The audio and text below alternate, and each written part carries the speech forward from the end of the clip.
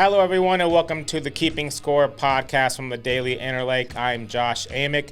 This is the final Range Riders recap of the season, so stay tuned next week for the Keeping Score podcast when it switches over to high school sports. But unfortunately, the Range Riders season ended last week. After taking Game 1 of the Pioneer League Championship Series, the Range Riders lost the battle in Game 2. They jumped out to an early 1-0 lead in the first inning on Christian Kirtley's sacrifice fly, but the offense then went quiet. The Yolo High Wheelers took a 2-1 lead into the ninth inning, but the Range Riders were not done. Kirtley laced a double with one out in the ninth, and they had the tying run on second base. The next batter, Chad Castillo, made clean contact, but unfortunately right at the left fielder for the second out, and Kingston Liniak struck out to end the game 2-1. Friday in Game 3, they traveled and just never quite found their footing.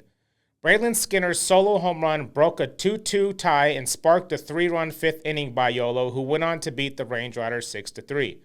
The Range Riders went down in order in the 7th, 8th, and 9th innings, with 8 of those batters striking out. In Game 4, Brian Latta hit 2 home runs, including a walk-off 3-run home run, and Yolo clinched the Pioneer League Championship Series with an 8-7 win, taking 3 straight games. The Range Riders were 1 out away from tying the series and forcing a Game 5 before Latta hit Noah Owens' pitch over the left field wall to erase a 7-5 deficit.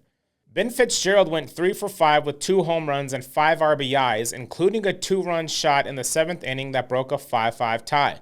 The bullpen, who has been strong for the Range Riders all postseason, couldn't hold on to leads of 5-0 and 7-5.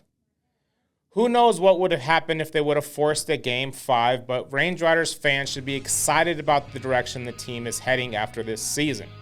They have had successful back-to-back years and seem to have the team and coaches in place to continue their winning ways.